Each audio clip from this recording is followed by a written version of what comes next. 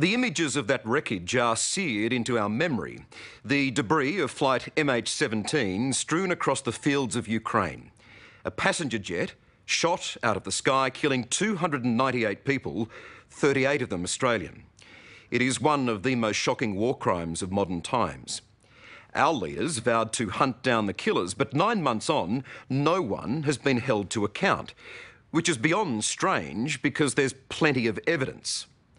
I've just travelled deep into Russian-controlled eastern Ukraine to conduct our own investigation. We've painstakingly pieced together the proof that leads to the very spot from where the missile was fired. And tonight we can tell you who shot down MH17.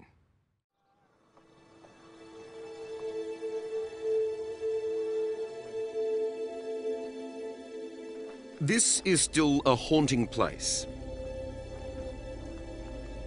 Almost a year after Malaysia Airlines Flight 17 fell to earth in this corner of eastern Ukraine, the biggest pieces of wreckage have finally been hauled away by Dutch investigators.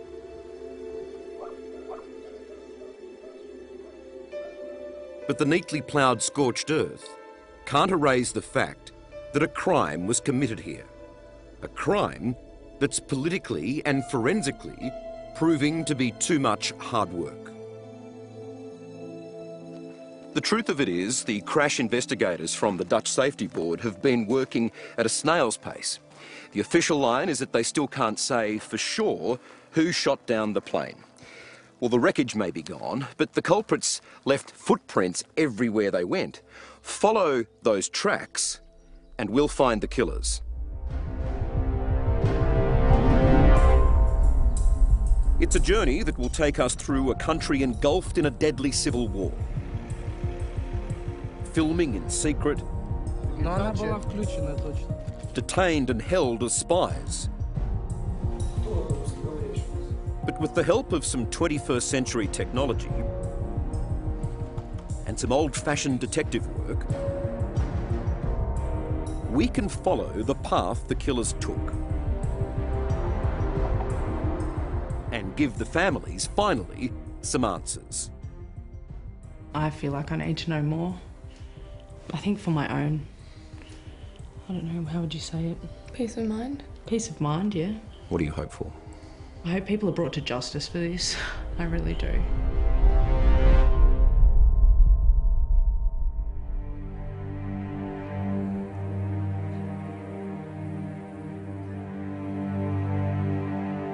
"298 passengers were on board the plane that day, including, perhaps most poignantly of all, the 3 Maslin children from Perth, Evie, Mo and Otis, travelling home with their grandfather.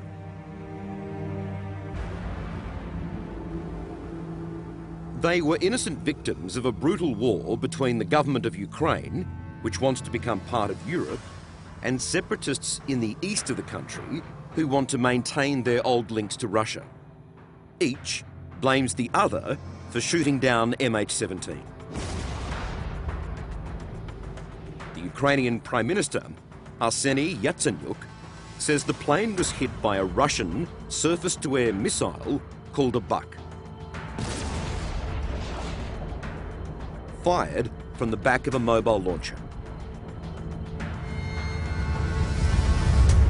This is the crime against humanity. This is an international crime. And we need to bring these bastards to the International Criminal Court. Niet, says Russian leader Vladimir Putin. He claims this is what shot down the airliner: a Ukrainian Air Force Su-25 fighter. Russian media even had satellite images of the Ukrainian fighter firing at the Malaysia Airlines plane.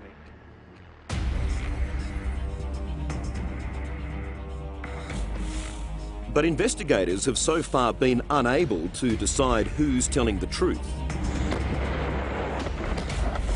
Dutch and Australian police teams were stopped in their tracks by intense fighting around the site of the crash, claiming it was too dangerous to search for clues at the scene. It stayed that way for months. But in the quiet English city of Leicester, a young computer whiz called Elliot Higgins was already taking a very different tack to find the killers.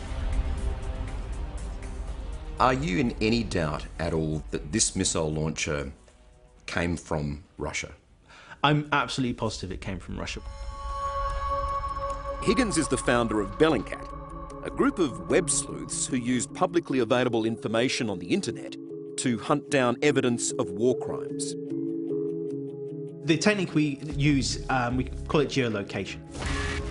Geolocation is a tool that was once only available to the military and spy agencies.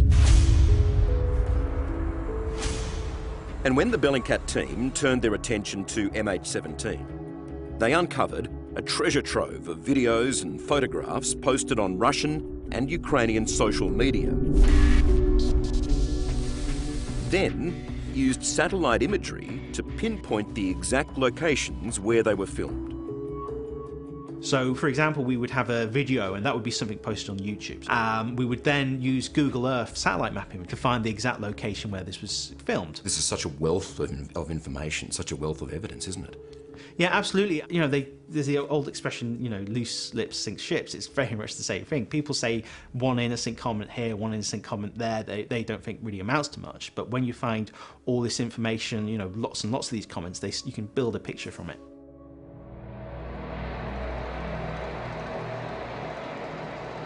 Bellingcat's first clues come from videos posted online a month before MH17 was shot down, when a convoy of armoured vehicles from Russia's 53rd Air Defence Brigade slips out of its base in the city of Kursk and heads towards the border with Ukraine.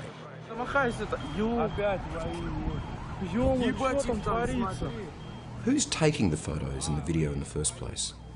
What you generally find is it's just civilians in the area. They see something interesting. They didn't think you'd be shooting down a civilian airliner.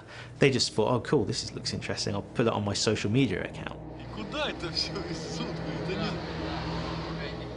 One vehicle in this convoy will soon become critical in the hunt for those who shot down MH17. It's a Buck surface-to-air missile launcher. Its identification number has been partly painted over, like most Russian military vehicles sent into Ukraine to help the rebels.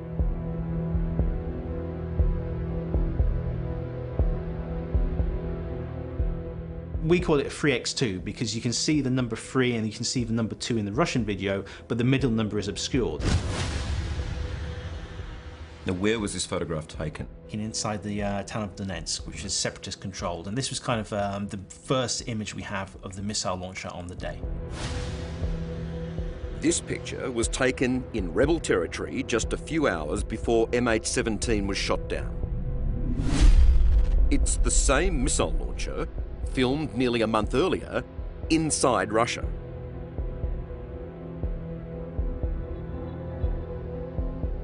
So we flattened the image and we made sure the proportions were correct, so everything should be in the right position. And we overlaid it with this image, and this is from a convoy in Russia. You can see here, although the number's been painted over, the markings are actually exactly the same position. And what we have here is a rubber skirt, which has a kind of a unique pattern of damage, and we can actually compare that and show that it's the same pattern of damage. And this rubber skirt damage is like a fingerprint. Next, Higgins and his group pinpoint what they believe to be the exact location the photo was taken, starting with the distinctive Volvo truck onto which the launcher has been loaded. What we had was this phone number. So what we did, we found the exact location of the entrance to this yard, and we used a route finding website to calculate the fastest route from here to the next known point we had. And we followed the route along on Google Street View. It was like just driving down the road. And eventually we came to this point. And what we could do then is compare elements in this photograph to elements in the actual photograph from the power pole, the lines, trees. All matching in the same position. Most importantly though, the actual branches on the trees in the two images were in the same positions. It looks like the same place. But the Russian separatists and their Kremlin masters claim all these pictures are fakes. There's only one way to find out for sure. We're heading back into war-torn eastern Ukraine to follow the path of the Buk missile launcher, wherever it leads. Getting across the border into the self-declared People's Republic of Donetsk is frustrating and a sometimes dangerous journey through rebel checkpoints and ruined roads. Fierce fighting continues despite a ceasefire agreement signed by both sides.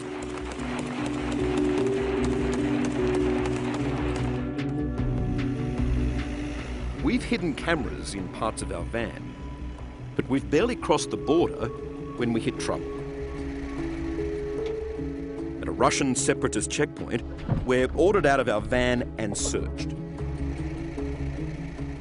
But then the gunmen find one of our hidden cameras. You turn on when you picked up because you touched the back and it goes sensitive.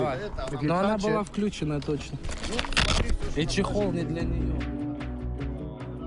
We're driven to an unmarked secret police building and placed in a holding room. Our cameras have been confiscated, but they miss one mobile phone. After several hours, we're released with a blunt warning. You know what happens to spies. But there's a more immediate problem. I mean, there is no one on the streets right now. It's now after 9 o'clock at night. At 10, a shoot-to-kill curfew comes into effect. And John, our security man, is worried. They're expecting action tonight, shelling in the Orlivka and on the outskirts of Donetsk. And we'll just go through the checkpoints nice and slow. Because, as we understand it, there is a curfew and that's less than an hour away now. Yeah, well, we've got an hour to get as far as we can.